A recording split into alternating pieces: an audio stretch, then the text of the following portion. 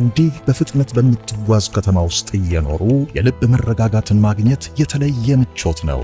ሰላም የሚሰጥ የምቾት ስፍራ ለቤተሰቦ ኩራት ሲሆኑ፣ ነገ መረጋጋትን ካለሙ ወይም በቀላሉ የተሻለ ህይወት መኖር ካሻው የአኮያ ቤቶች መገኛ አድራሻው ናቸው። የት ሰፈር ነኝ ማለት ይፈልጋሉ? ፒያሳ ወዳጅነት ፓርክ በሶስቱም ሳይቶች ወይስ ሳር ቤት ካናዳ ኤምባሲ አሊያም ሰሜን ማዘጋጃ? ወደ ቤትዎ ለመግባት ይህን ቁጥር ይጫኑ። 0979 22 22 25 የአኮያን ቤት ሲገዙ የኢትዮጵያ አየር መንገድን ሼባ ማይልስ ጎልድ አባልነት በክብር ይቀበላሉ። አኮያ ፕሮፐርቲስ የኢትዮጵያ አየር መንገድ ሼባ ማይልስ የሪል ስቴት የመጀመሪያው ፕላቲነም ፓርትነር።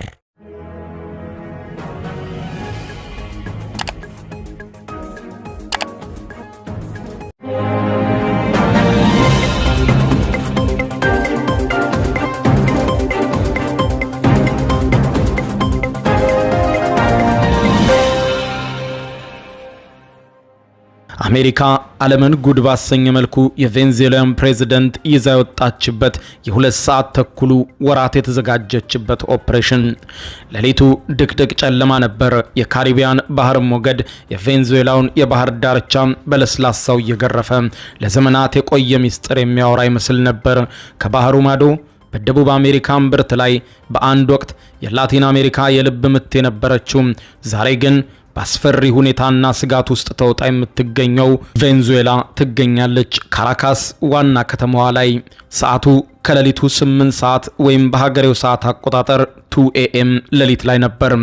ከተማዋ ጸጥ ረጭ ብላ ነበር ካራካስ። ነገር ግን ከደመናው በላይ ከሰው አይና ከራዳር እይታ ውጪ የዘመናችን እጅግ ዘመናዊ የሆኑ የብረት ንስሮች ክንፋቸውን ዘርግተው እየተምዘገዘጉ ወደ ከተማው መጡ።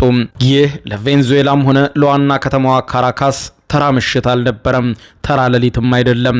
ይህ በዋይት ሃውስና በፔንታጎን ኮሪደሮች ውስጥ በከፍተኛ ሚስጥር ለወራት የተጠነሰሰው ኦፕሬሽን አብሶሉት ሪዞሉሽን የተሰኘ ታሪካዊ ዘመቻ የሚፈጸምበት ሌሊት ነበር። ዓላማው አንድና አንድ ነው። አንድም ደም መፋሰስ ሳይመጣ የቬንዙዌላውን ብረት ለበስ መሪ ኒኮላስ ማዱሮ ካሉበት የኮንክሪት ምሽግ ነጥሎና መንጥሮ አውጥቶ ወደ አሜሪካ መውሰድ። የአሜሪካ ከፍተኛ ወታደራዊ ባለስልጣናት እንደሚሉት የ63 ዓመቱ ፕሬዝዳንት የት እንደሚገኙ፣ የት እንደሚበሉ፣ የት እንደሚተኙ፣ ምን እንደሚለብሱ፣ የቤት እንስሶቻቸው ጭምር ምን እንደሚመገቡ ክትትል ሲደረግባቸው ቆይቶ ነበር። ማዱሮ በቴሌቪዥን እየወጡ በአሜሪካ ላይ ሲዝቱ፣ ትራምፕን ሲሳደቡ የማይታዩ ይመስላቸው ነበር። እኛ ግን የሚቀምሱትን ስኳር የሚጠጡትን ቡና ሳይቀር የማማሰል ያክል እናውቀው ነበር ብለዋል። እዚያም በታህሳስ ወር መጀመሪያ ኦፕሬሽን አብሶሉት ሪዞሉሽን የሚል ስያሜ የተሰጠው ድብቅ ዘመቻ እቅዱ ተነደፈ። ወራትን የፈጀው እቅድ ከፍተኛ ጥንቃቄ ተደርጎበት ያለ ደም መፋሰስ እንዲከወን ተወሰነ። በእቅድ ዝግጅት ውስጥ የተሳተፉ የአሜሪካ ኤሊት ወታደሮች በቬንዙዌላ ዋና ከተማ ካራካስ የሚገኘውን የፕሬዝዳንቱን ደህንነት የተጠበቀ ማቆያ ሴፍ ሃውስ አስመስለው እዚያው አሜሪካ ውስጥ በመገንባት ጭምር በምን አይነት ሁኔታ እንዴት ገብተው እንደሚይዙት ለወራት ሲለማመዱ ቆይተዋል።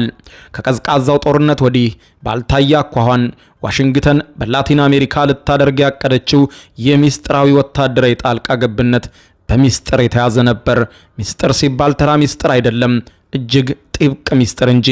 የሀገሪቱ ኮንግረስ ስለ እቅዱ አስቀድሞ ገለጻ አልተደረገለትም፣ ምክር ሐሳቡንም አልተጠየቀም። የዘመቻው ሂደት በዝርዝር ተዘጋጅቶ ከተጠናቀቀ በኋላ ከፍተኛ ወታደራዊ ባለስልጣናት ጥቃቱን ለመሰንዘር አመቺ ሁኔታዎች እስኪፈጠሩ ቀናት መጠበቅ ነበረባቸው።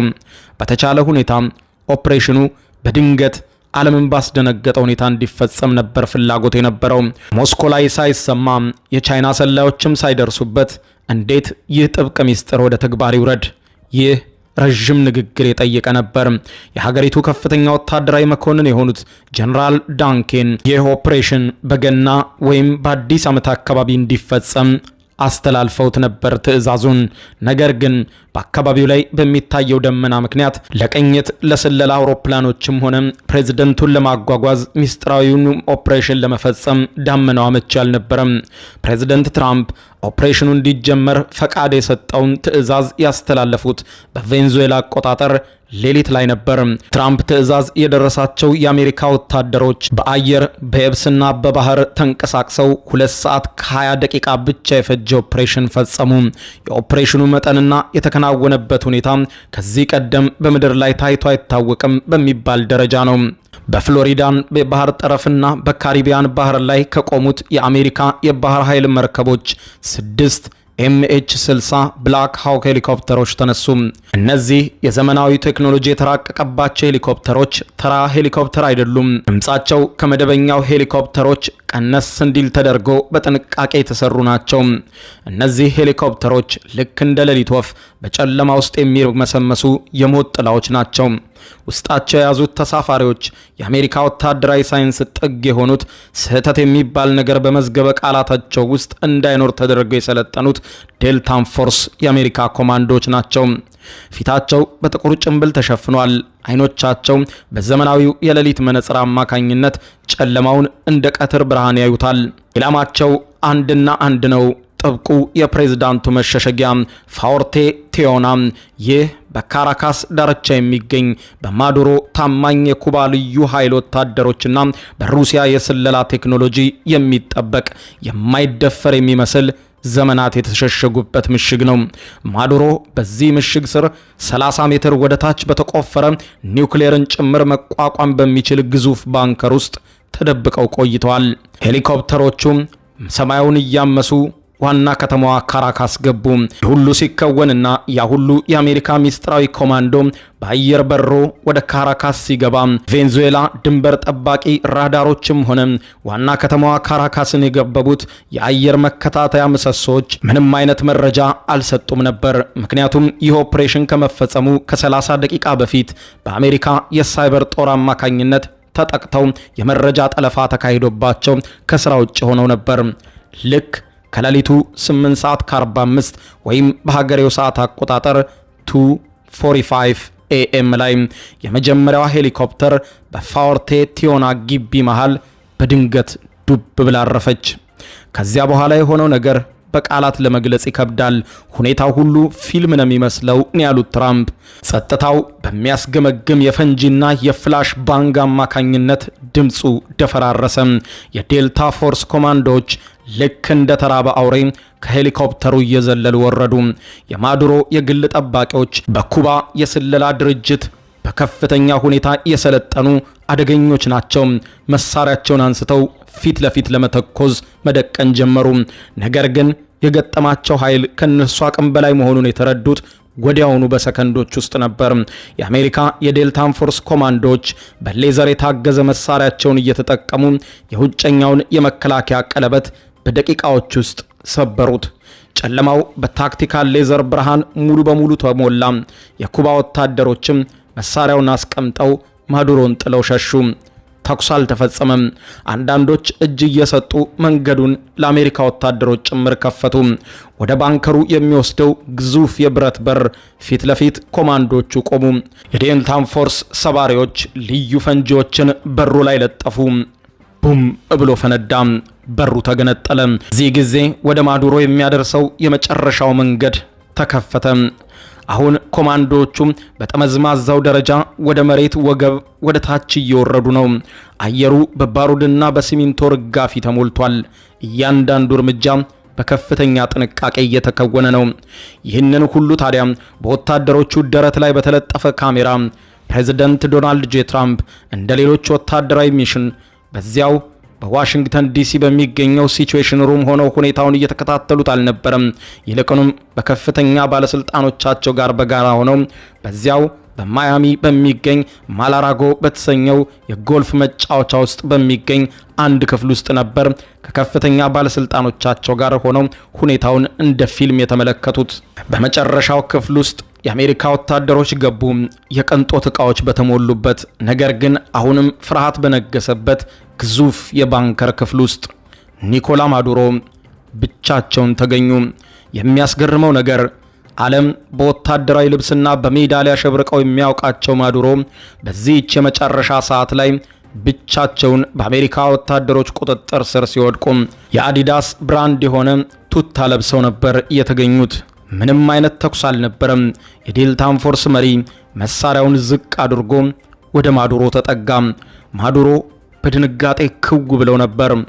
እንዲያውም ወደ እርሳቸው የሚጠጉ ወታደሮች የራሳቸው ጠባቂዎች ጭምር መስሏቸው ነበር። ቀዝቃዛ የብረት ሰንሰለት የእጅ አንጓቸው ላይ ሲያርፍና በአሜሪካ ካቴናዎች እጃቸው ሲታሰር የአንድ ዘመን ፍጻሜ ያክል ነበር የሆነው። በቤተ መንግስቱ ሌሎች ክፍሎች ወታደሮቹ ያዩትን ማመን አቅቷቸዋል። ብዙ አስገራሚ ነገሮች ተገኝተዋል።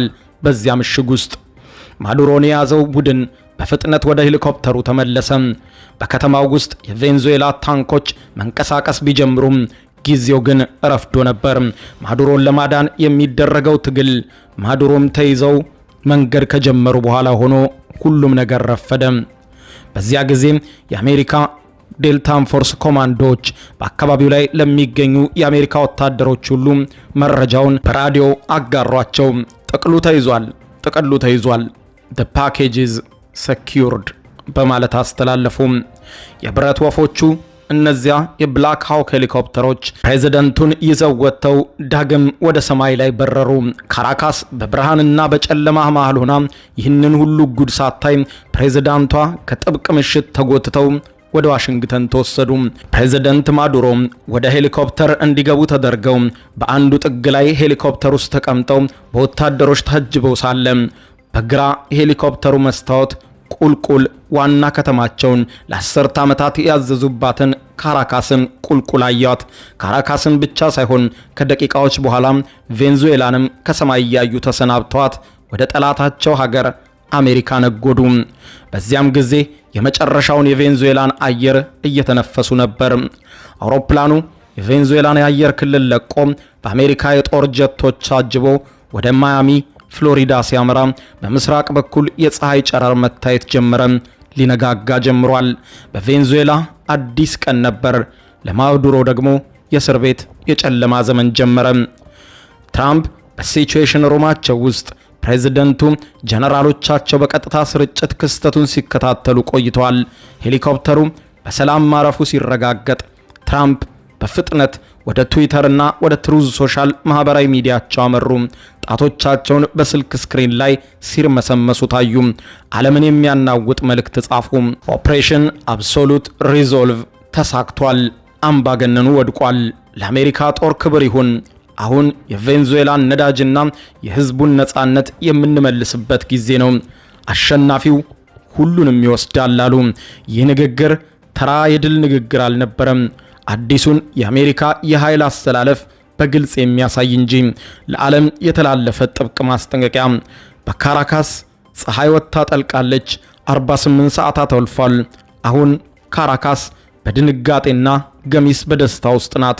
ትራምፕ የኦፕሬሽኑን ሂደት የሚከታተሉት በዋይት ሃውስ ሲቹዌሽን ሩም አይደለም፣ ይልቁንም በፍሎሪዳ ፓልም ቢች በሚገኘው ማራላጎ ክለባቸው ውስጥ ነበር። ትራምፕ ቅዳሜ ዕለት ከኦፕሬሽኑ በኋላ ሲናገሩ ለማየት የሚያስደንቅ ነበር። እንደ ፊልም ነበር የተመሰጥኩት። የተፈጠረውን ተመልክቻለሁ። እናንተም እንደኔ ተመልክታችሁ ቢሆን ኖሮ ማለቴ ልክ እንደ ቴሌቪዥን ድራማ የሚያስደንቅ ነበር። ፍጥነቱንና የወሰደው የኃይል እርምጃን ብታዩ በጣም የሚያስገርም ነው። ጀግኖች እኮ ነን አሉ። ባለፉት ወራት ትራምፕ ማዱሮን በእጽ ዝውውርና በእጽ ሽብርተኝነት በተደጋጋሚ ሲከሱ ነበር። በቀጠናውም እጽ የሚያጓጉዙ ናቸው የተባሉ ትናንሽ ጀልባዎች በአሜሪካ የጦር አውሮፕላኖች ሲመቱ ቆይተው ነበር። እዚህ ልዩ ሚስጥራዊ ኦፕሬሽን ጋር በተገናኘ ሌላኛው ፕላን ቢ የተባለው ምናልባት ማዱሮ ከዚህ ጥብቅ ሰንሰለት እንኳን ለማምለጥ ቢሞክሩና ጥቃት ለመሰንዘር ቢሞክሩ በአሜሪካ ወታደራዊ አውሮፕላኖችም ሆነ በአሜሪካ ወታደራዊ መርከቦች ላይ ምንም አይነት ጥቃት እንዳይሰነዘር አስቀድሞ ያ ኦፕሬሽን በሚካሄድበት ሰዓት በተመሳሳይ ሰዓት የቬንዙዌላን የመሳሪያ ክምችትና ወታደራዊ ስፍራዎች ለመደብደብ ታቅዶ ስለነበር በተመሳሳይ ሰዓት የቬንዙዌላ ወታደራዊ ተቋማት ሲደበደቡ ቆይተው ነበር። የአሜሪካ ጦር ወደው ቬንዙዌላ ዋና መዲና ካራካስ የገባው በከተማዋ ዙሪያ ፍንዳታዎች እየተሰሙ በነበረበት በዚያው ተመሳሳይ ወቅት ነው። በአሜሪካ የቢቢሲ አጋር የሆነው የሲቢኤስ ምንጮች እንደሚናገሩት ኦፕሬሽኑ ውስጥ የኤሊት ዴልታን ፎርስ እንዲሁም የአሜሪካ ከፍተኛ ልዩ ተልእኮ አሃድ አባላትም ጭምር ተሳትፈዋል። በከፍተኛ ደረጃ ታጥቀው የነበሩት እኚህ ወታደሮች የማዱሮን ደህንነቱ የተጠበቀ ማቆያ የብረት በሮች ለመቁረጥ የሚያስችላቸውን የእሳት ማቅለጫ ጭምር ይዘው ነው ወደ ምሽጉ የተጓዙት። እንደ ጀነራል ኬን ገለጻ ወታደሮቻችን ወደ ማዱሮ መገኛ የደረሱት በፍጥነት ነበረ። ሁሉም መፈጸም ጀመረ። በአጭር ጊዜም ተጠናቀቀ።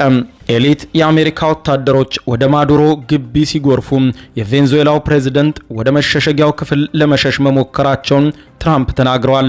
ደህንነቱ ወደ ተጠበቀ ቦታ ለመሄድ እየሞከረ ነበር፣ ነገር ግን ቦታው ደህንነት ያለበት አልነበረም።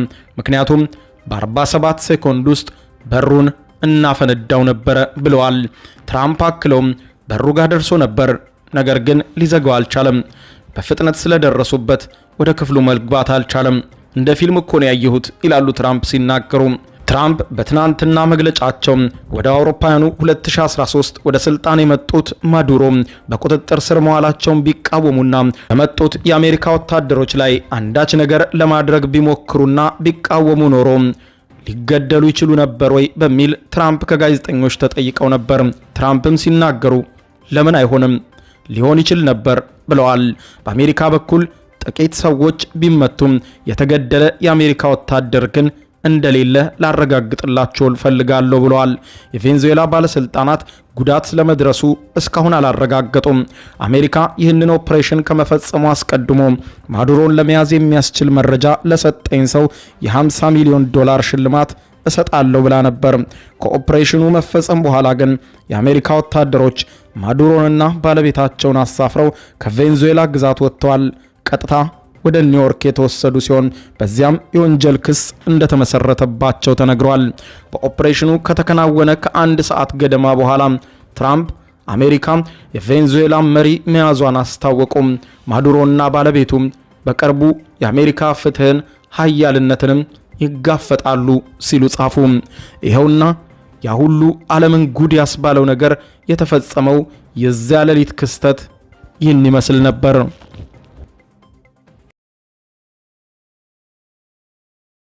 የዩቲዩብ የስኬት ሚስጥሮችን በዝርዝር የያዘው የአቤል ብርሃኑ የወይኗ ልጅ መጽሐፍ ሁለተኛ እትም በገበያ ላይ። ዩቲዩብ ለመጀመር በአጭር ጊዜ ስኬትን ለመቀዳጀት አስበዋል? ዩቲዩብ ብጀምር ስንት ብር አገኘሁም ብለው አስበዋል? እንግዲያውስ በዩቲዩብ 2 የወርቅ 3 የብር ሽልማቶችን ያገኘው የአቤል ብርሃኑ የወይኗ ልጅ የዩቲዩብ ሚስጥሮች መጽሐፍ በዝርዝር ሁሉንም ያብራራሉታል። ዛሬውኑ ገዝተው ህልሞን እውን የሚያደርጉበትን የዩቲዩብ የስኬት መንገድ ይጀምሩ። በሀገር ቤት አከፋፋይ አዲስ አበባ ሜክሲኮ ኮሜርስ መጽሐፍት መደብር። በውጭ ሀገራት ለምትገኙ ከአማዞን ላይ ብታዙ በቀናት ውስጥ ደጁ ይደርሳል። የአማዞን ሊንኩን እዚህ ቪዲዮ ኮሜንት ላይ ያገኙታል። የዩቲዩብ ሚስጥሮች ዘመኑ ጋር ተፈላጊ መጽሐፍ።